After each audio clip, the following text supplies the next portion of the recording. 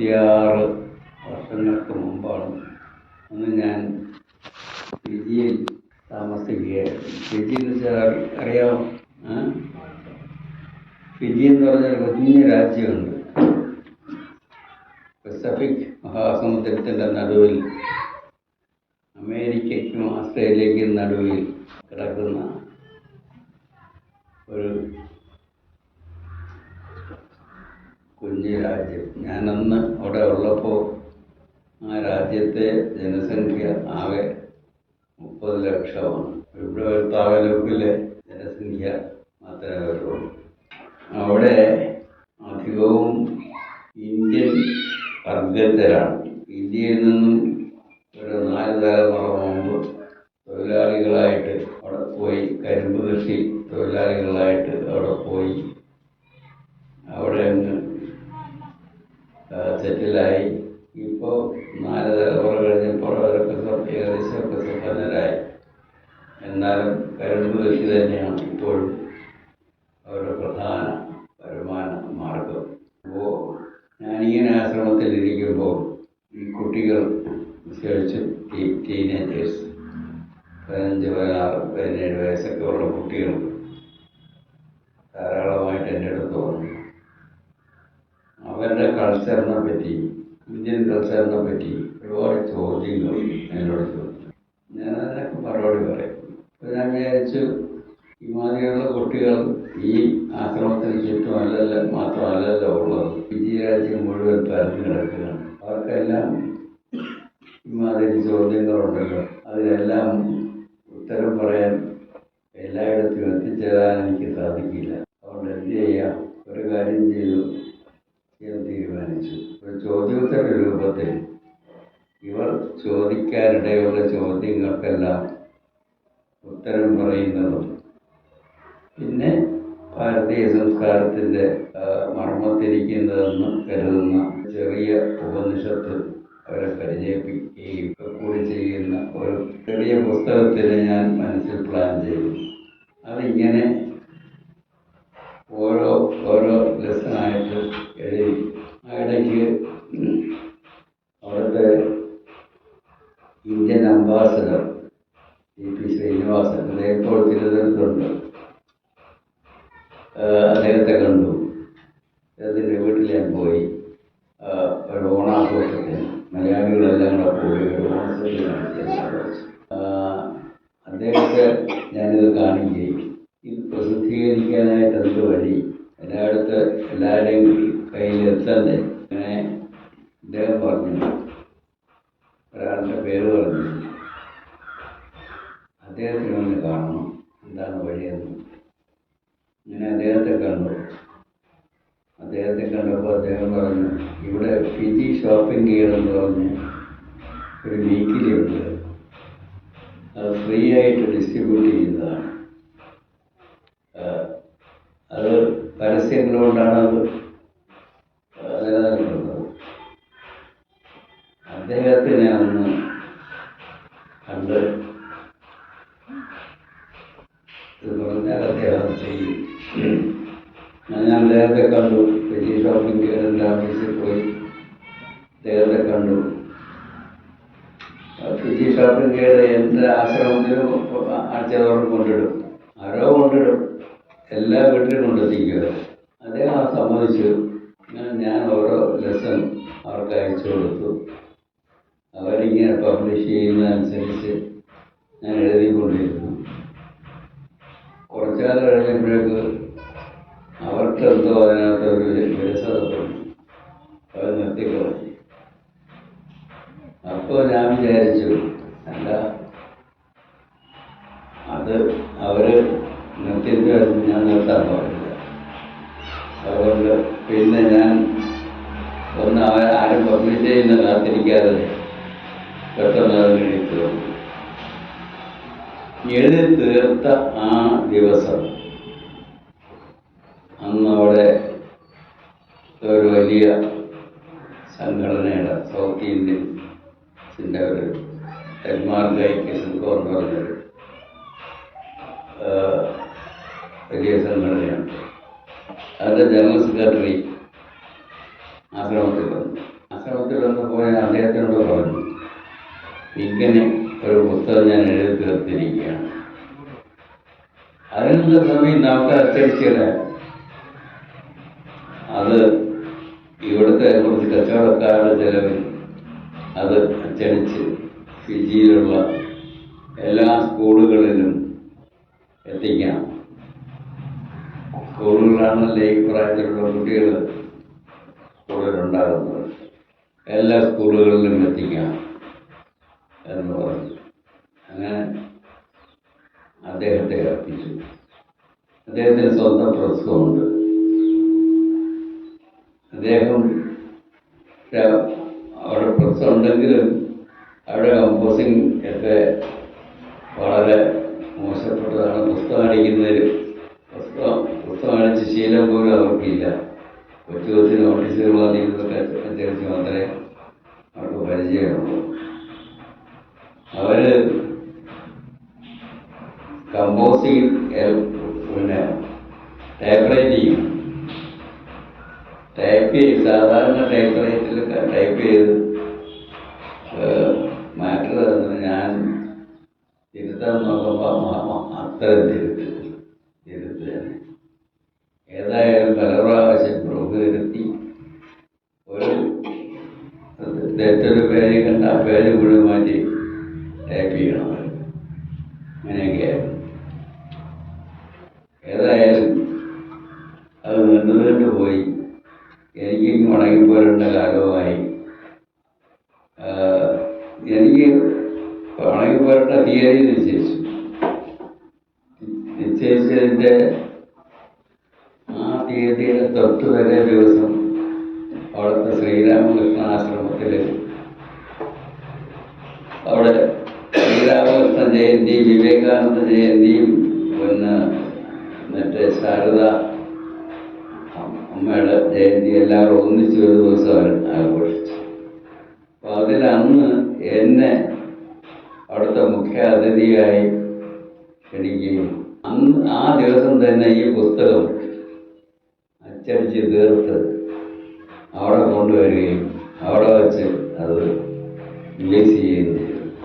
അതിൻ്റെ കുറച്ച് കാപ്പിയും എൻ്റെ പെട്ടിയിൽ വെച്ചുകൊണ്ടാണ് ഞാൻ അമേരിക്കയിലേക്ക് എത്തിയത്. അതിലൊരു കാപ്പിയാണെന്ന് ശിവപ്രസാദിനെ അർപ്പിച്ചത്. അപ്പോൾ അത് ഇംഗ്ലീഷിലായതുകൊണ്ട് ശിവപ്രസാദിന് അത്ര അട്രാക്റ്റീവായിട്ട് തോന്നിയില്ല. എന്തായാലും ഏൽപ്പിച്ചു. അങ്ങനെ പല ആളുകളെയും ഞാൻ അമേരിക്കയിലെ പല ഭാഗത്തും ഏൽപ്പിച്ചു. അതിന് ശിവപ്രസാദ് എന്നെ കൊടുത്തത് മാത്രമാണ് കയറി പിടിച്ചത്. അത് പിടിച്ചത് അതിൻ്റെ മലയാളം തർജ്ജിമ കണ്ടപ്പോഴാണ്. മലയാളം തർജ്ജിമ ഞാൻ ചെയ്തതല്ല, എനിക്ക് ചെയ്യാൻ പാടില്ലാഞ്ഞിട്ടല്ല. നമ്മുടെ ചെറുവത്തൂർ ഗുരുകുലത്തിനടുത്തുള്ള ഒരു രാഘവൻ മാസ്റ്റർ ഈ പുസ്തകം എങ്ങനെ കണ്ടു. അദ്ദേഹം പിന്നെ ഇരുന്നില്ല, അത് ഒറ്റയടിക്ക് ട്രാൻസ്ലേറ്റ് ചെയ്തു. ട്രാൻസ്ലേറ്റ് ചെയ്തിട്ട് എന്നെ അറിയിച്ചു, ഞാനിങ്ങനെ ട്രാൻസ്ലേറ്റ് ചെയ്തിരിക്കുകയാണ്, അതൊന്ന് തിരുത്തി അച്ചടിച്ചാൽ കൊള്ളാം എന്ന്. ഞാനങ്ങനെ നോക്കി തിരുത്തലുകളൊക്കെ അച്ചടിച്ചു. ഞാൻ ആദ്യത്തെ അറിവിൻ്റെ ആദ്യ പാഠങ്ങൾ പിന്നെ പേരെന്ത് വേണമെന്ന് ആലോചിച്ചു. അന്ന് എല്ലാവരും ആലോചിച്ചു. അവസാനം വന്നു നിന്നത് നമ്മുടെ കൊച്ചു ഗൗതമലാണ്. ഗൗതമിടെ തന്നെ ഉണ്ട്. അന്ന് വളരെ കുട്ടിയാണ്. അവനന്ന് ഒരു പേര് അവൻ്റെ വായിൽ വന്നു, അറിവിൻ്റെ ആദ്യ പാഠം. എനിക്കത് വളരെ ഇഷ്ടപ്പെട്ടു. അങ്ങനെയാണ് ഈ പുസ്തകത്തിന് പേര് കിട്ടിയത്. പേരിട്ടത് ഗൗതമാണ്. ഗൗതം ഇട്ട പേരാണ് ഇപ്പോഴും പ്രചാരത്തിലിരിക്കുന്നത്. പിന്നെ ഇത്രയും പ്രചാരത്തിലെത്തിയല്ലോ, അത് എൻ്റെ ഭാഷയിലല്ല. എനിക്കറിയാൻ എഴുതാൻ അറിയാൻ പാടില്ല എന്നിട്ടല്ല. അതുകൊണ്ട് ഞാനെന്ത് ചെയ്തു, ആ പുസ്തകം ഒന്ന് മാറ്റി എഴുതി എൻ്റെ ഭാഷയിലാക്കി. ആ പുസ്തകമാണ് ഇപ്പോൾ പ്രചാരത്തിലുള്ളത്, ഇപ്പോൾ നമ്മുടെ കയ്യിലുള്ളത്. ഇതാണ് ഈ പുസ്തകത്തിൻ്റെ ചരിത്രം. പിന്നെ ഫിജിയിൽ അതൊന്ന് എല്ലാ സ്കൂളുകളിലൊക്കെ എത്തിക്കാമെന്ന് പറഞ്ഞെങ്കിലും അവർ എത്തിച്ചതൊന്നുമില്ല. എന്തായാലും അവിടെ എത്തിയില്ലെങ്കിലും ഇവിടെ എത്തി. അത് ഞാൻ പുസ്തകത്തെ പറ്റി പറഞ്ഞതാണ്. അത് പറയണം എന്ന് വിചാരിച്ച് ഞാനിവിടെ വന്നതല്ല. ഞാനൊന്ന് നിങ്ങളോട് എന്തെങ്കിലും പറയണമെന്ന് വിചാരിച്ചത് ഗുരുത്വത്തെ പറ്റിയാണ്. സ്വാമി പറഞ്ഞ ഗുരു എന്ന വാക്കിൻ്റെ അർത്ഥം എന്താണ് അറിയാമോ? അറിയാമോ? എന്താണ്?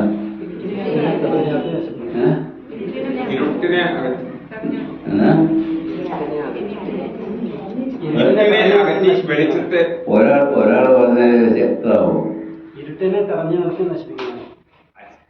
അജ്ഞതയാവുന്ന ഇരുളിനെ അകറ്റി ജ്ഞാനമാകുന്ന വെളിവിനെ തരുന്നതാണ്. ശരി. ഗുരുവിൻ്റെ മഹാത്മ്യത്തെ പറ്റി തന്നെ ഒരു സ്തോത്രമുണ്ട്. അത് നമ്മളിവിടെ പ്രസിദ്ധീകരിച്ചിട്ടുള്ള ഗുരുകുല ധ്യാന മഞ്ജുഷയിലുണ്ട്. ഓം ഗുരുർ ബ്രഹ്മ ഗുരുർ വിഷ്ണു ഗുരുദേവോ മഹേശ്വരഃ ഗുരുരേവ പരം ബ്രഹ്മ തസ്മൈ ശ്രീ ഗുരവേ നമഃ. നിങ്ങൾ കേട്ടിട്ടുണ്ടായിരുന്നു? അത് ഈ സ്തോത്രത്തിൽ നിന്ന് എടുത്തതാണ്. അതിൻ്റെ അർത്ഥം പറയണോ ഞാൻ? ഗുരുർ ബ്രഹ്മ ഗുരുർ വിഷ്ണു ഗുരുർ ദേവോ മഹേ. അത് തെറ്റായിട്ട് ചെല്ലാൻ നിങ്ങളൊന്ന് ചൊല്ലി.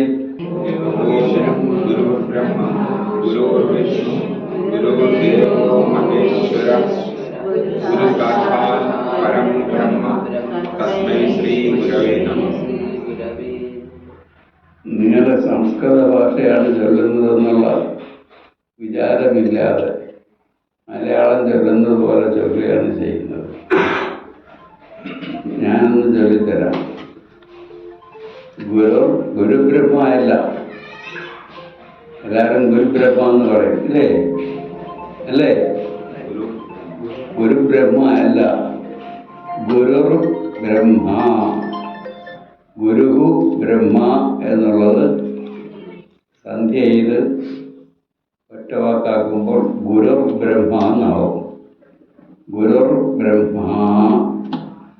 അതുപോലെ ഗുരുറാണ്. ഗുരുർ വിഷ്ണു അല്ല, വിഷ്ണു. എന്നുവെച്ചാൽ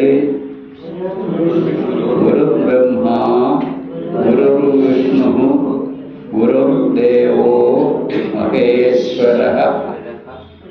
മഹേശ്വര എന്നല്ല, മഹേശ്വരഃ. ചൊല്ല്. രണ്ടുപേരെയും ചൊല്ല്.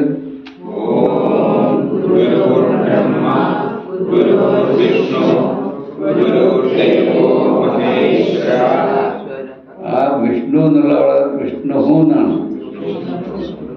ഗുരു വിഷ്ണു. ഓം ഗുരുർ ബ്രഹ്മ ഗുരുർ വിഷ്ണു ഗുരുദേവോ മഹേശ്വരഃ. ഇങ്ങനെയുള്ള ഇത് വിസർഗം എന്ന് പറയും. വിസർഗം അറിയാമോ? ഒരു വാക്കിൻ്റെ ഒരു അവസാനം രണ്ട് കുത്തിങ്ങനെ ഇടും സംസ്കൃത ഭാഷയിൽ. അതിനെ വിസർഗം എന്നാണ് പറയുന്നത്. മലയാളത്തിൽ അതിൻ്റെ വലിയ പ്രയോഗമില്ല. വിസർഗം ഉണ്ട്. ദുഃഖം എന്ന് പറയുന്ന ഒരു വാക്കിൽ വിസർഗം വരാറുണ്ട്. പിന്നെ വേറൊരു വാക്കിൽ വരുന്നതായിട്ട് എനിക്കറിയില്ല. എന്നാൽ സംസ്കൃത ഭാഷയിൽ അങ്ങനെയല്ല. പുല്ലിംഗം ഏകവചന രൂപത്തിൽ എല്ലാം വിസർഗം വരും. ഗുരുർ വിഷ്ണു ഗുരുദേവോ മഹേശ്വരഃ.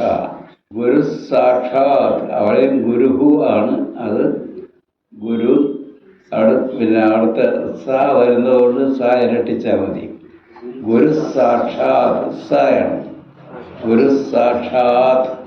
സാക്ഷാലുമല്ല, സാക്ഷാത് പരം ബ്രഹ്മ. പരബ്രഹ്മ അല്ല, പരം ബ്രഹ്മ. തസ്മൈ ശ്രീ ഗുരവേ നമ അല്ല, നമഃ. ഇനി ചൊല്ല്. ഗുരു ബ്രഹ്മ ഗുരുദേവോ മഹേശ്വരഃ ഗുരുഃ സാക്ഷാത് പരം ബ്രഹ്മ തസ്മൈ ശ്രീ ഗുരവേ നമഃ. കൊള്ളാം, നന്നായല്ലോ.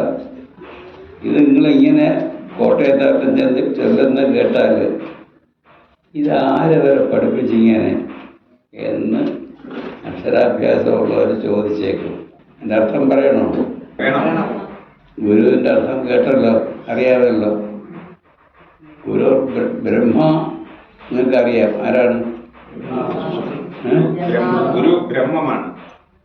അല്ല, ബ്രഹ്മമാണ്. ബ്രഹ്മ എന്നതും ബ്രഹ്മം എന്നതും രണ്ട് വാക്കുകളാണ്. ബ്രഹ്മ എന്ന് ദീർഘം പറഞ്ഞാൽ ബ്രഹ്മാവ്, സൃഷ്ടികർത്താവ്.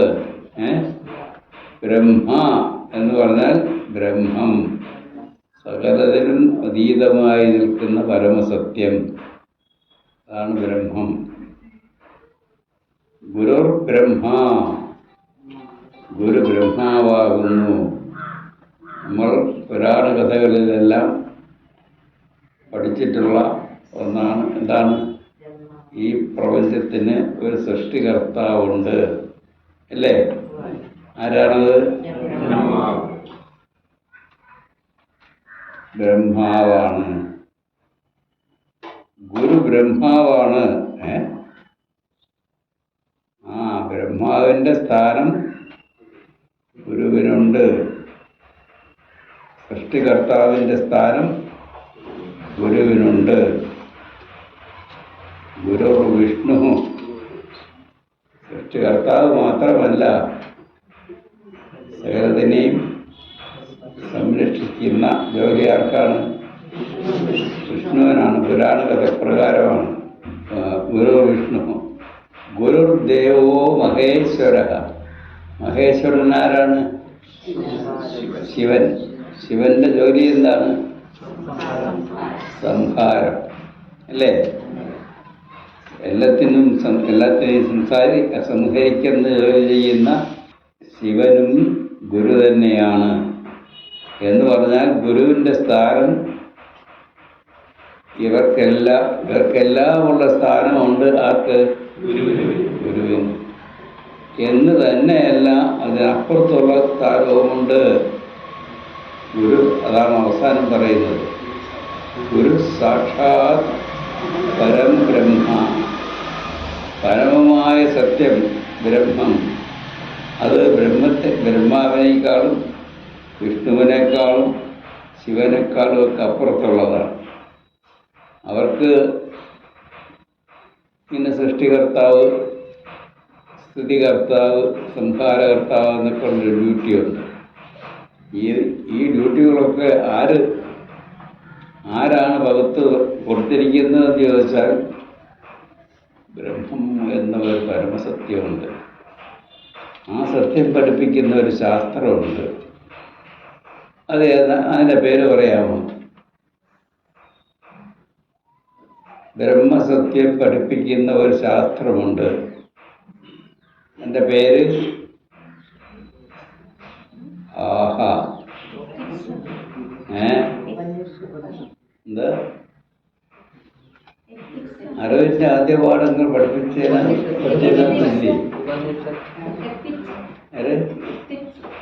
എത്തിക്സാ.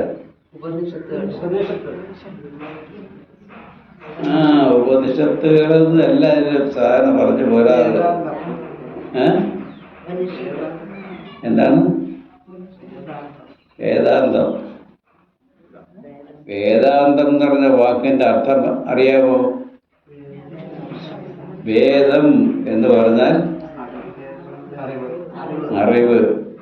അത് 4 വേദങ്ങളെയും, ഏതൊക്കെയാണ് 4 വേദങ്ങൾ?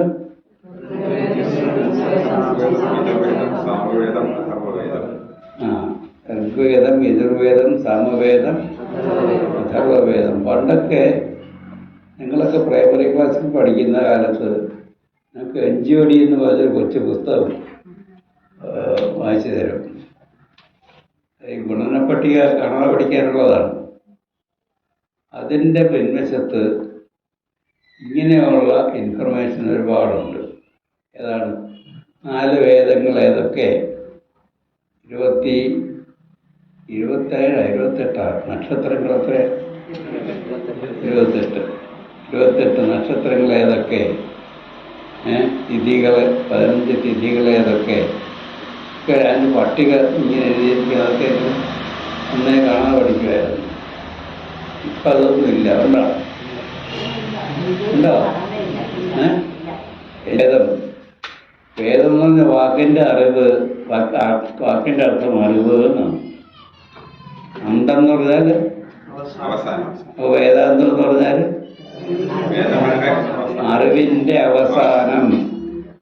അറിവിനൊരു അവസാനമുണ്ടോ?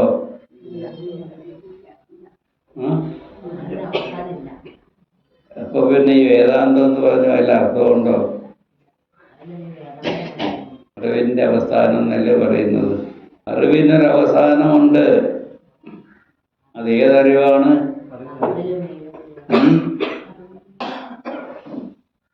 അതാണ് ഉപനിഷത്തുകളിൽ പഠിപ്പിക്കുന്ന അറിവ്.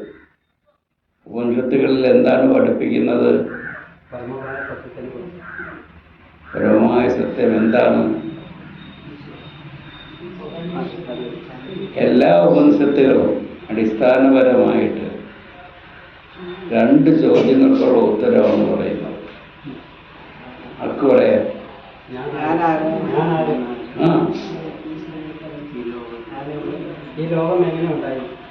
കൊള്ളാമല്ലോ. ഞാൻ ആരാണ്? ഈ ലോകം എങ്ങനെയുണ്ടായി? ഈ 2 ചോദ്യങ്ങൾക്കുമുള്ള ഉത്തരം വ്യക്തമായി ആർക്കാണോ കണ്ടെത്താൻ സാധിച്ചത് അവർക്ക് പിന്നെ ഇനി എനിക്ക് എൻ്റെ ജീവിതത്തിൽ അറിയേണ്ടതായിട്ടൊന്നുമില്ല എന്ന ഒരു സംതൃപ്തി അവരുടെ ഉള്ളിൽ നിറയും. മനസ്സിലായോ? ഈ 2 ചോദ്യങ്ങൾക്കും കൂടി വാസ്തവത്തിൽ 2 ഉത്തരമല്ല, ഒരു ഉത്തരമാണ്. ആ ഒരു ഉത്തരം കണ്ടുപിടിച്ച ആളിന് ഉള്ളിൽ നിറയുന്ന അനുഭൂതിയുണ്ട്. എന്താണ്? ഇനി എനിക്ക് അറിയേണ്ടതായി യാതൊന്നും ഇല്ല. ആ സത്യം എന്തിനെ പറ്റിയാണ് അവിടെ അറിയുന്നത്? ഞാനാര് എന്ന സത്യം. ഈ ഞാൻ ജീവിക്കുന്നത് എവിടെയാണ്? ഈ ലോകത്തിലല്ലേ? അല്ലേ? അപ്പോൾ ഞാൻ ആര് എന്ന ചോദ്യത്തിനുള്ള ഉത്തരം ശരിയായിട്ട് കണ്ടെത്തിയാൽ ഞാൻ ഈ ലോകത്തിൻ്റെ ഭാഗമാണല്ലോ. അപ്പോൾ ലോകം എങ്ങനെയുണ്ടായി? ലോകം എന്താണ് എന്നും കൂടെ അറിഞ്ഞിരിക്കും. ലോകത്തെ അറിയാതെ എനിക്ക് എന്നെ അറിയാൻ സാധിക്കില്ല. അങ്ങനെ നോക്കുമ്പോൾ എന്നെ അറിയുക എന്നാൽ ഈ ലോകത്തെ കൂടി അറിയുക എന്നാണ്. കാരണം ഞാൻ ലോകത്തിൻ്റെ ഒരു അവിഭാജ്യ ഘടകമാണ്. തന്നെയാണ്. എന്നെ മാറ്റി നിർത്തിയിട്ട്, അവരവരെ മാറ്റി നിർത്തിയിട്ട് നിങ്ങൾക്ക് ഈ ലോകത്തെപ്പറ്റി ചിന്തിക്കാനാകുമോ? ഇല്ല. നിങ്ങൾക്ക് ജീവിക്കാനാകുമോ? ഇല്ല. അപ്പോൾ നിങ്ങൾ ജീവിക്കുന്നതെവിടെ? ഈ ലോകത്തിൽ. അപ്പോൾ ഞാൻ ആര് എന്ന ചോദ്യത്തിന് ഉത്തരം ശരിയായിട്ട് കണ്ടെത്തി കഴിയുമ്പോൾ ഈ ലോകം എന്ത് എന്നും കൂടി അറിഞ്ഞിരിക്കും. അല്ലെങ്കിൽ ലോകം എവിടെ നിന്നുണ്ടായി എന്നും കൂടി അറിഞ്ഞിരിക്കും. അവസാനം ഈ ലോകവും ഞാനും രണ്ടല്ല. ആണോ? നിങ്ങൾ ലോകവും അല്ലെങ്കിൽ ഞാനും ലോകവും രണ്ടല്ല. അങ്ങനെ രണ്ടല്ലാത്ത ഒരു സ്ഥിതി, രണ്ടല്ലാത്ത അറിവിന് എന്താണ് പേര്? അദ്വൈതം. അദ്വൈതം എന്നുള്ള വാക്കിൻ്റെ അർത്ഥം എന്താണ്? ദ്വൈതം എന്നാൽ രണ്ടുള്ളത്. ദ്വൈതം എന്ന് പറഞ്ഞാൽ രണ്ടല്ലാത്തതെന്ന് രണ്ടില്ലാത്തതെന്നും പറയാം. ഈ അറിവ് നമുക്ക് ആധുനിക കാലത്ത് നമ്മെ പഠിപ്പിച്ചത് ആരാണ്? പറയാമോ? നിങ്ങൾക്കോ? ശങ്കരാചാര്യർ. ഇനി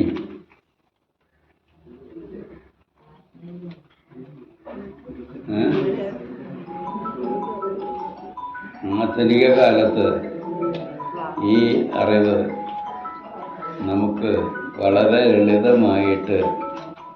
ലളിതമായ മലയാള ഭാഷയിൽ നമ്മെ പഠിപ്പിച്ചത് നാരായണ ഗുരുവാണ്. അത് കേട്ടിട്ടുണ്ടോ? ഒരുപക്ഷെ നിങ്ങളെല്ലാവരും നാരായണ ഗുരുവിനെ അല്ലെങ്കിൽ ശ്രീനാരായണ ഗുരുവിനെ മനസ്സിലാക്കിയിട്ടുള്ളത് ഒരു വലിയ സോഷ്യൽ റിഫോമർ എന്ന മട്ടിലാണ്, അല്ലേ? സോഷ്യൽ റിഫോമർ എന്ന് പറഞ്ഞാൽ എന്താ അർത്ഥം? സാമൂഹ്യ പരിഷ്കർത്താവ് എന്ന നിലയിലാണ്. അപ്പോൾ അവർക്ക് ആകെ കൂടി ഒരു സോഷ്യൽ റിഫോമർ എന്നുള്ള ഒരു മാനം നാരായണ ഗുരുവിന് കൊടുത്തിട്ടുണ്ട്. ആര് കൊടുത്തു? ചരിത്രകാരന്മാർ കൊടുത്തു. ചരിത്രകാരന്മാർക്ക് ഒരു ഗുരുവിൻ്റെ മഹാത്മ്യം, ഗുരുവിൻ്റെ, ഞാനിപ്പോൾ പറഞ്ഞല്ലോ, ഗുരു എന്ന് നമ്മളെ പഠിപ്പിച്ചു?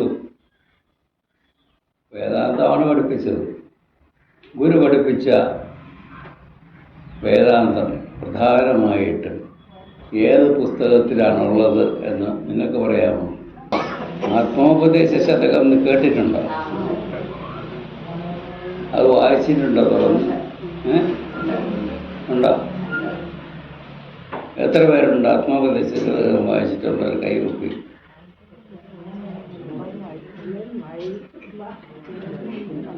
അതിനകത്ത് എന്ത് വിഷയമാണ് കൈകാര്യം ചെയ്തിട്ടുള്ളത് എന്ന് പറയാമോ?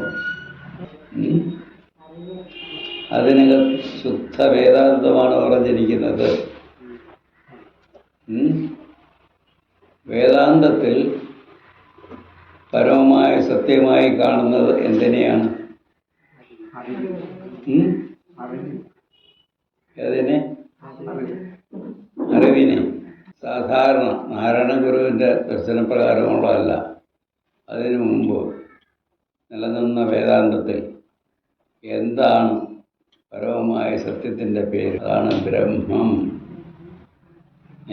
ബ്രഹ്മം എന്ന, നേരത്തെ ആ ഗുരുസ്തോത്രം ചൊല്ലിയില്ലേ, അതിനകത്തില്ലേ ഗുരു സാക്ഷാത് പരബ്രഹ്മല്ല, പരം ബ്രഹ്മ, പരമമായ സത്യം ആയ ബ്രഹ്മം ആണ് ഗുരു. അപ്പോൾ ഗുരുവിനെ അവിടെ തുല്യപ്പെടുത്തിയിരിക്കുന്നത് എന്തിനോടാണ്? പരമമായ ബ്രഹ്മ സത്യത്തിനോടാണ്. അങ്ങനെയുള്ള ഗുരു ആയിരുന്നു ആര്?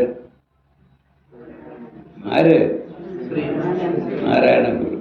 നാരായണ ഗുരു ഒരു ജ്ഞാനഗുരുവായിരുന്നു. കൃതി ഏതാണ്? ആത്മോപദേശ ശതകം. അതിനകത്താണ് ഗുരു തൻ്റെ ഫിലോസഫി, തൻ്റെ ജീവിത ദർശനം, തൻ്റെ സത്യദർശനം, തന്നെ ഗുരുവാക്കിയ സത്യദർശനം ഒക്കെ പൂർണ്ണമായ രീതിയിൽ എഴുതി വച്ചിരിക്കുന്നു. ആത്മോപദേശ ശതകം ആദ്യം ആ ടെക്സ്റ്റെങ്കിലും 100 ശ്ലോകങ്ങളെങ്കിലും കാണാതെ പഠിച്ചു വയ്ക്കുക. അതിന് വലിയ പാടൊന്നുമല്ല. 100 ശ്ലോകങ്ങൾ കാണാതെ പഠിക്കുക ഒരു പ്രയാസവുമില്ല. നിങ്ങളുടെ വീടുകളിൽ പ്രാർത്ഥനയുണ്ടോ? സന്ധ്യയ്ക്ക് പ്രാർത്ഥനയുണ്ടോ? ഉണ്ടോ? ഇപ്പം അതൊന്നും ഇല്ലാത്ത കാലമാണ്. എല്ലാ ദിവസവും വൈകുന്നേരം വീട്ടിലുള്ള എല്ലാവരും, അമ്മയും അച്ഛനും കുട്ടികളും എല്ലാം ഒന്നിച്ചിരുന്ന് സന്ധ്യയ്ക്ക് പ്രാർത്ഥന നടത്തണം. ദൈവമേ കാത്തുകൊള്ളങ്ങ് എന്ന ദൈവദശകം ഇത്രയും പ്രൗഢഗംഭീരമായ, ഇത്രയും ലളിതമായ ഒരു പ്രാർത്ഥന ഇതുവരെ ലോകത്തുണ്ടായിട്ടില്ല എന്ന് വേണം പറയാൻ. അങ്ങനെ ഗുരു എഴുതി തന്ന പ്രാർത്ഥന പഠിക്കണം, ചൊല്ലിപ്പഠിക്കണം ആദ്യം. പിന്നീട് ആ പ്രാർത്ഥനയ്ക്ക് ഗുരുക്കന്മാരെഴുതിയിട്ടുള്ള വ്യാഖ്യാനങ്ങൾ പലതുണ്ട്. അതെല്ലാം അവിടെ ഇരുന്ന് തന്നെ വായിക്കണം. എവിടെ ഇരുന്ന്? വിളക്കിൻ്റെ മുമ്പിൽ പ്രാർത്ഥനയ്ക്കിരിക്കുമ്പോൾ അവിടെ ഇരുന്ന് തന്നെ ഉറക്കെ വായിക്കണം. മക്കൾക്കൂടെ കേൾക്കത്തക്കവണ്ണം കഴിയുന്നിടത്തോളം മക്കൾക്ക് അതിൻ്റെ അർത്ഥം അവരവർക്ക് കഴിയുന്ന തരത്തിൽ പറഞ്ഞു കൊടുക്കണം. അത് ഒരു നിരന്തര സാധനയാകുമ്പോൾ വീട്ടിലെ അന്തരീക്ഷം മാറും. ഗാർഹികമായ അന്തരീക്ഷം മാറിക്കിട്ടും. അസ്വരസങ്ങൾ മാറിക്കിട്ടും. ജീവിതം ശാന്തമാകും. അത് കഴിഞ്ഞ് ആത്മോപദേശ ശതകം 10 ശ്ലോകം വീതം ദിവസവും ചൊല്ലുക. വെറുതെ ചൊല്ലിയാൽ മതി. അങ്ങനെ ഒരു 20-22 ദിവസം ആകുമ്പോൾ അത് മുഴുവൻ കാണാതെ പഠിച്ചിരിക്കും. അത് കാണാതെ പഠിച്ചു കഴിയുമ്പോൾ അടുത്ത 10 ശ്ലോകം എടുക്കുക. ഇതെല്ലാം കൂടെ ഒരു 10 മാസത്തിനകം 100 ശ്ലോകവും കാണാതെ പഠിച്ചിരിക്കും. അതിനുശേഷം ഈ ആത്മോപദേശ ശതകത്തിന് ലഭ്യമായ വ്യാഖ്യാനങ്ങൾ പലതുണ്ട്. ഗുരുകുലത്തിൽ നിന്ന് തന്നെ നടരാജ ഗുരുവിൻ്റേതുണ്ട്, നിത്യഗുരുവിൻ്റേതുണ്ട്, എൻ്റേതുണ്ട്. ഇത് ആദ്യം ലളിതമായത് വായിക്കുക, പിന്നെ അല്പം പ്രൗഢമായത് വായിക്കുക. ഇത് ഒരു നിരന്തര സാധനയായി മാറിയാൽ എന്താണ് ഗുരു പഠിപ്പിച്ചത് എന്ന് നമുക്ക് വളരെ വ്യക്തമായി കിട്ടും. അങ്ങനെ ഗുരുവിൻ്റെ വാക്കുകളിൽ കൂടി തന്നെ മനസ്സിലാക്കുക. അതുകൊണ്ട് ഗുരുവിനെ മനസ്സിലാക്കാൻ നമ്മൾ ആശ്രയിക്കേണ്ടത് ആരെയാണ്? ഗുരുവിനെ തന്നെയാണ്. ഗുരുവിൻ്റെ വാക്കുകൾ തന്നെ. അപ്പോഴാണ് ഈ ഗുരു എത്ര മഹിമയാർന്ന ഒരു ഭഗവാനാണ് എന്ന് നമുക്ക് മനസ്സിലാകുന്നു. ഇന്ന് ഗുരുവിൻ്റെ മഹാത്മ്യത്തെപ്പറ്റി, ഗുരുവിൻ്റെ തപസ്സിനെ പറ്റി ഗുരു നമ്മെ എന്ത് പഠിപ്പിച്ചു? ആത്മജ്ഞാനം. ആത്മാവാണ് സകലതും. വേദാന്തത്തിൽ ശാസ്ത്രത്തിൽ ബ്രഹ്മം എന്ന് പറയുന്നത് പോലെ തന്നെ ആത്മാവ് എന്ന് പറയും. ആത്മാവ് എന്നാൽ അപ്നോതി ഇതി ആത്മാ, എങ്ങും വ്യാപിച്ച് നിറഞ്ഞിരിക്കുന്നത് എന്നാണ് ആ വാക്കിൻ്റെ അർത്ഥം. ആത്മാവ്. ബ്രഹ്മം എന്നാൽ ബ്രഹ്മതി ഇതി ബ്രഹ്മ, എല്ലാമായി സദാസമയവും വളർന്നുകൊണ്ടേയിരിക്കുന്നത് എന്ന അർത്ഥത്തിൽ അതിന് ബ്രഹ്മം എന്ന്. സകലതിലും വ്യാപിച്ച് നിറഞ്ഞിരിക്കുന്ന സത്യം. ആഭരണങ്ങളിൽ സ്വർണം നിറഞ്ഞിരിക്കുന്നത് പോലെ എല്ലാറ്റിലും വ്യാപിച്ച് നിറഞ്ഞിരിക്കുന്ന ഒരു സത്യമുണ്ട്. ആത്മാവാണ്. ആ ആത്മരഹസ്യമാണ്, ബ്രഹ്മരഹസ്യമാണ് ഗുരു ആത്മോപദേശ ശതകത്തിൽ പഠിപ്പിക്കുന്നത്. അത് ബ്രഹ്മവിദ്യയാണ്. പക്ഷേ ബ്രഹ്മം എന്ന വാക്ക് ഒരു പ്രാവശ്യം പോലും ആത്മോപദേശ ശതകത്തിൽ ഉപയോഗിച്ചിട്ടില്ല. അങ്ങനെ വളരെ തനിമയുള്ള ഒരു പ്രതിപാദന ശൈലിയിലൂടെ വളരെ ലളിതമായ ഭാഷയിൽ ആത്മവിദ്യ നാരായണ ഗുരു ആത്മോപദേശ ശതകത്തിനകത്ത് അവതരിപ്പിച്ചിരിക്കുന്നത്. അത് ഒരുപക്ഷെ നിങ്ങൾ ഞാനീ പറഞ്ഞ സന്ധ്യാപ്രാർത്ഥനാ വേളകളിൽ വീടുകളിൽ ഇരുന്ന് എല്ലാ ദിവസവും ഓരോ ശ്ലോകത്തിൻ്റെ അർത്ഥം വായിച്ചു പോവുകയാണെങ്കിൽ നിങ്ങളുടെ ജീവിതം സ്വസ്ഥമാകും. നിങ്ങളെ ഒന്നും അലട്ടുകയില്ല. ഒന്നും നിങ്ങൾക്ക് ദുഃഖം നിറഞ്ഞതായി തോന്നുകയില്ല.